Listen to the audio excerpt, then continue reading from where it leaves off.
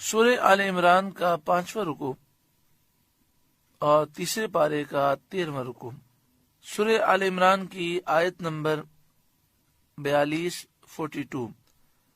وَإِذْ قَالَتِ الْمَلَائِكَةُ، اور جب فرشتوں نے کہا، یا مریم، اے مریم۔ بعض مفسرین فرماتے ہیں کہ یہاں بھی الملائکہ سے مراد حضرت جبریل ہے، اور ان کے لیے جمع کا صیغہ اس لیے لایا گیا کہ آپ فرشتوں کے سردار ہیں۔ یا مریم، اے مریم، ان اللہ اصطفاکی، بے شک اللہ نے آپ کو چن لیا۔ چن لیا سے مراد یہ ہے کہ عورت ہونے کے باوجود بیت المقدس کی خدمت کے لیے نظر میں منت میں قبول فرمایا، اور یہ بات آپ کے سوا کسی عورت کو حاصل نہ ہوئی۔ اس کے علاوہ اللہ تعالیٰ نے آپ کے لیے جنتی رزق بھیجا، حضرت زکریا علیہ السلام کو آپ کا کفیل بنایا، انہوں نے آپ کی کفالت کی۔ ان اللہ اصطفاکی، بے شک اللہ نے آپ کو چن لیا۔ وطہرکی، اور آپ کو خوب ستھرا کیا، اللہ نے آپ کو گناہوں سے محفوظ رکھا، خواتین کے جو عوارض ہیں اس سے بھی محفوظ رکھا۔ واصطفاکی علی نساء العالمین، اور آج سارے جہاں کی عورتوں سے آپ کو پسند فرمایا، اس وقت کی تمام عورتوں پر اللہ نے آپ کو فضیلت عطا فرمائی،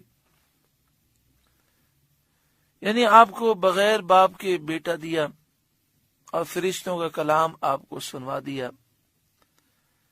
یا مریم اقنتی لربک، اے مریم اپنے رب کے حضور آپ ادب سے کھڑی رہیں، واسجدی، اور اس کے لیے سجدہ کریں، وارکعی مع الراکعین، اور رکوع کرنے والوں کے ساتھ رکوع کریں۔ رکوع کرنے والوں کے ساتھ رکوع سے بعض مفسرین نے مراد یہ لی کہ اللہ کے نیک بندوں کی طرح آپ بھی ہمیشہ نیکی پر کاربند رہیں۔ جب یہ آیت کریمہ نازل ہوئی تو آپ نے شکر میں اتنے طویل قیام کیے کہ آپ کے قدم مبارک پر ورم آ گیا اور پاؤں مبارک پھٹ گئے اور اس سے خون جاری ہو گیا۔ اللہ تعالیٰ نے ہمیں جو نعمتیں عطا فرمائی ہیں، ہمیں طویل سجدے اور لمبے لمبے قیام کرنے چاہیے۔ جب بھی وقت ملے اللہ تعالیٰ کا ذکر کریں۔ میں یہاں پر ایک بات آپ کو عرض کروں، بڑی عجیب بات ہے۔ کبھی کبھی ہمارا دل چاہتا ہے کہ ہم اللہ کا ذکر کریں، لیکن دل میں خیال آتا ہے کہ جب ہم ذکر کریں گے کسی کی نظر پڑے گی تو اسے محسوس ہوگا کہ یہ اللہ کا ذکر کر رہا ہے، اور ہم یہ چاہتے ہیں کہ چھپ کر اللہ کا ذکر کریں، سامنے والے کو محسوس نہ ہو۔ تو ایسے موقع پر آپ دیکھیں، اگر آپ اللہ اللہ اللہ اللہ آہستہ آہستہ کہیں، اگر آپ آئینے کے سامنے یہ عمل کر کے دیکھیں گے تو آپ کو محسوس ہوگا کہ آہستہ آہستہ اللہ اللہ کہا جائے تو ہونٹ ہلتے نہیں ہیں، دیکھنے والے کو پتہ نہیں چلتا کہ اللہ کا ذکر کر رہا ہے۔ اسی طرح لا الہ الا اللہ، لا الہ الا اللہ، اگر آپ آہستہ آواز میں کریں کہ وہ آواز دوسرے تک نہ جائے تو آپ یہ تجربہ کر کے دیکھیں، آئینے کے سامنے کھڑے ہو کر دیکھیں تو خود ہونٹ نہیں ہلتے اور محسوس نہیں ہوتا۔